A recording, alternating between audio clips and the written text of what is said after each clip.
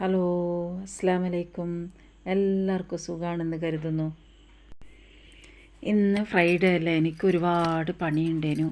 പിന്നെ ഞാൻ ഒറ്റയ്ക്ക് അവിടെ, എനിക്ക് 3 ആൺകുട്ടികളപ്പോൾ ആൺപിള്ളേരെല്ലാം രാവിലെ ഇറങ്ങി അങ്ങ് പോകും. എല്ലാം സ്കൂളിൽ പഠിക്കാനും കോളേജിലേക്കെല്ലാം പോകും. പിന്നെ ഞാൻ ഒറ്റക്കായി. അതുകൊണ്ട് എനിക്ക് ഒരുപാട് വൃത്തിയാക്കാനും അടിക്കാനും വാരാനും തുടക്കാനും എല്ലാം ഉണ്ടേനു. അപ്പോൾ എനിക്ക് പണിയെടുത്ത് മതിയായി. അങ്ങനെ ഞാൻ എന്തൊക്കെയെന്ന് പറഞ്ഞാൽ ഇന്ന് വേഗം ഉച്ചയ്ക്ക് രാവിലെ ഇഡ്ഡലിയും സാമ്പാറും. അപ്പോൾ ഉച്ചയ്ക്ക് വേഗം എളുപ്പപ്പണി എടുക്കാൻ വേണ്ടിയിട്ട് ഞാൻ എന്തൊക്കെ ചെമ്മീൻ ഉണ്ടേനു. അപ്പോൾ ചെമ്മീൻ ബിരിയാണി വെക്കാൻ തീരുമാനിച്ചു. അപ്പോൾ 1 കിലോ ചെമ്മീൻ ഉണ്ടേനു. 1 കിലോ ചെമ്മീൻ വൃത്തിയാക്കാൻ തന്നെ ഒരു അരമണിക്കൂർ 3/4 മണിക്കൂർ വേണം. അങ്ങനെ ഞാൻ ചെമ്മീനെല്ലാം വൃത്തിയാക്കി അതിന് ഉപ്പും മുളകുമെല്ലാം വിനാഗിരിയെല്ലാം ഇട്ട് ഞാൻ അവിടെ പെരക്കി വെച്ച്. എന്നതിന് ശേഷം ഞാനെല്ലാം മസാലയാക്കാൻ വേണ്ടിയിട്ട് ഞാൻ ഒരു 4 ഉള്ളി എണ്ണയിൽ വഴറ്റി അതിൻ്റെ കൂടെ അത് കുറച്ചൊന്ന് ഫ്രൈ ആയി വരുമ്പോഴത്തേക്ക് അതിൻ്റെ കൂടെ ഞാൻ കുറച്ച് ഉപ്പിട്ടിണെങ്കിൽ പെട്ടെന്ന് ഡീപ്പ് ഫ്രൈ ആയി കിട്ടും. അങ്ങനെ അതിൻ്റെ കൂടെ ഒരു 5 തക്കാളിയും അങ്ങനെ ടൊമാറ്റോ ഇട്ട് അതും കൂടി ഒന്ന് ഫ്രൈ ആയി വരുമ്പോഴേക്കും ഞാൻ എന്തൊക്കെയെന്ന് പറഞ്ഞാൽ കാന്താരിയും വെളുത്തുള്ളിയും ഇഞ്ചിയും കൂടി പേസ്റ്റാക്കി വെച്ചാൽ അതും കൂടി ചേർത്ത്. ഞാൻ പച്ചമുളക് ഉപയോഗിക്കാറേ ഇല്ല. എൻ്റെ തൊടിയിൽ കൂടുതലായിട്ട് കാന്താരി സുലഭമായി കിട്ടുന്നതുകൊണ്ട് ഞാൻ പച്ചമുളക് ഉപയോഗിക്കാറില്ല. പിന്നെ അതിൻ്റെ കൂടെ അല്പം മഞ്ഞൾപ്പൊടിയും പിന്നെ ഗരം മസാലപ്പൊടിയും കൂടി ആഡ് ചെയ്ത് കൊടുത്തു. ഗരം മസാല ഞാൻ ഇവിടുന്ന് തന്നെ ഉണ്ടാക്കി പൊടിച്ചതാണ്, അല്ലാണ്ട് പീടികയിൽ നിന്ന് വാങ്ങിയതൊന്നുമല്ല.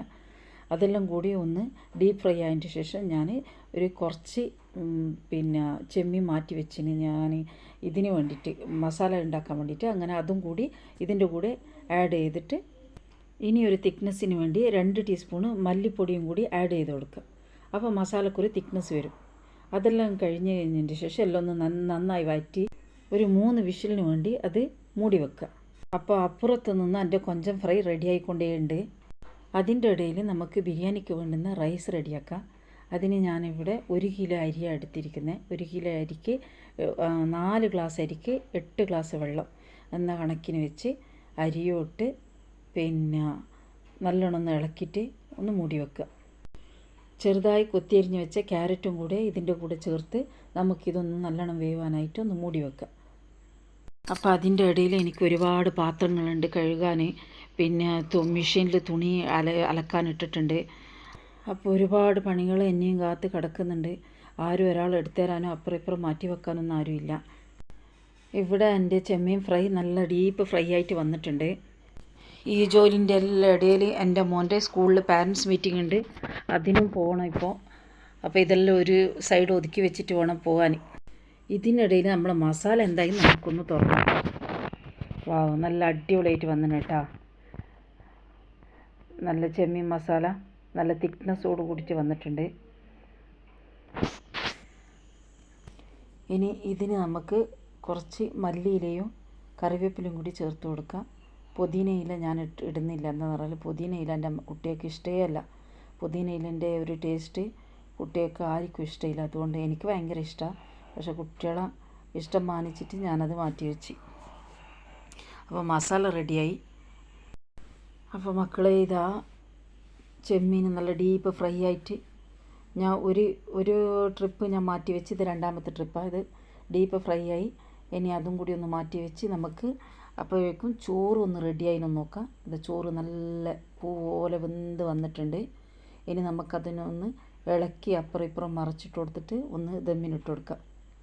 അപ്പോൾ ആവിയിലൊന്ന് വേട്ടെ നല്ലോണം ഒരു 10 മിനിറ്റ് അങ്ങനെ വെച്ച് കൊടുക്കുക. അപ്പോൾ അതിനൊരു ചെറിയ ഹോൾസ് ഉണ്ട്. ആ ഹോൾസ് ഒരു പേപ്പർ വെച്ചിട്ട് അടച്ചു കൊടുക്കുക. അപ്പോൾ ആ സ്റ്റീമിന് നല്ലോണം വെന്തോളും. അപ്പോൾ അതിൻ്റെ ഇടയിൽ ഒരുപാട് വൃത്തിയാക്കാനുണ്ട്. സാധാരണയായിട്ട് ഒരു പഴഞ്ചൊല്ലുണ്ട്, നീ എന്താ ബിരിയാണി വെച്ചിനാന്ന്. അതേപോലെ എനിക്ക് ബിരിയാണി വെച്ചത് കൊണ്ട് കുറേ വൃത്തിയാക്കാനും നീക്കി വെക്കാനെല്ലാം ഉണ്ട്. അതെല്ലാം ഇങ്ങനെ നീക്കലെല്ലാം എൻ്റെ പണി തന്നെ, വേറെ ആരും കാത്തു വെക്കാനൊന്നുമില്ല. അപ്പോൾ അതിൻ്റെ ഇടയിൽ ഇതാ ചോറ് നല്ല പോലെല്ലാം വെന്ത് വന്നിട്ടുണ്ട്. നമുക്കതൊന്ന് അപ്പുറം ഒന്ന് മറിച്ചിട്ട് കൊടുക്കുക. എന്നിട്ട് ഈ മസാലയിൽ നമുക്കൊന്ന് ദമ്മിനിട്ട് കൊടുക്കാം. അപ്പോൾ ദമ്മിനിടാൻ വേണ്ടിയിട്ട് ഞാൻ എടുത്ത പാത്രം എന്താണെന്ന് പറഞ്ഞാൽ നമ്മളെ റൈസ് കുക്കറിൻ്റെ ഹോട്ട് പോട്ടില്ലേ, ഈ ചോറ് ഇറക്കി വെക്കുന്ന ഹോട്ട് പോട്ട്. അതാവുമ്പോൾ രാത്രി ആകുന്നവരെ ആ ചോറ് നല്ല ചൂടോടെ ഉണ്ടാവും. റൈസിൻ്റെ പാത്രം അങ്ങ് മാറ്റി വെച്ചിട്ട് ആ ഹോട്ട് പോട്ട് അടിയിലുള്ള ഹോട്ട് പോട്ടിലാണ് ഞാനിപ്പോൾ ദമ്മിനിട്ട് കൊടുക്കുന്നത്. അപ്പോൾ ആദ്യം കുറച്ച് ചോറിട്ട്, പിന്നെ അതിൻ്റെ മേലെ മസാല ഇട്ട്, പിന്നെ അതിൻ്റെ മേലെ ഗരം മസാല ഇട്ട്, പിന്നെ അതിൻ്റെ മേലെ കുറച്ച് ലീവ്സ് ഇട്ട്, പിന്നെയും അതിൻ്റെ മേലെ ചോറിട്ട്, അങ്ങനെ ലെയറായിട്ട് ഈ മസാലയും ചോറും ഗരം മസാലയും ഇട്ടിട്ട് ഇങ്ങനെ മൂടി വെക്കുക നല്ലോണം, നല്ല ചൂടോടെ. അപ്പോൾ ഈ പാത്രമാകുമ്പോൾ ഹോട്ട് പോട്ടാകുമ്പോൾ രാത്രി ആകുന്നവരെയും ഒരുപാട് നേരം ഈ ചൂട് നിലനിൽക്കും. അപ്പോൾ കുട്ടികൾ സ്കൂളും വിട്ട് വരുമ്പോൾ നല്ല ചൂടോടെ ഭക്ഷണം കഴിക്കാം. ഇല്ലെങ്കിൽ വെച്ച പാത്രത്തിൽ തന്നെയാണെങ്കിൽ അത് തണിഞ്ഞു പോകും. ഫൈനലായിട്ട് അതിൻ്റെ മേലെ ഈ ഫ്രൈ ആക്കിയ കൊഞ്ചനും കൂടി ചെരിഞ്ഞു കൊടുക്കുക. അങ്ങനെ കൊഞ്ചൻ ബിരിയാണി ഇവിടെ റെഡിയായി. സാധാരണയായിട്ട് ഈ ഫോട്ടോസെല്ലാം എടുക്കാൻ എൻ്റെ മോനുണ്ടാവും കൂടെ ഒന്നിച്ചിട്ട്. പക്ഷേ ഇന്ന് ഓനില്ല, ഓന് സ്കൂളിൽ പോയത് കൊണ്ട് ഞാൻ തനിച്ചാണ് ഇതെല്ലാം മാനേജ് ചെയ്തത്. അപ്പോൾ പിന്നെ ലൈക്ക് ചെയ്യാനും സബ്സ്ക്രൈബ് ചെയ്യാനും മറക്കല്ലേ. Okay, thank you for watching.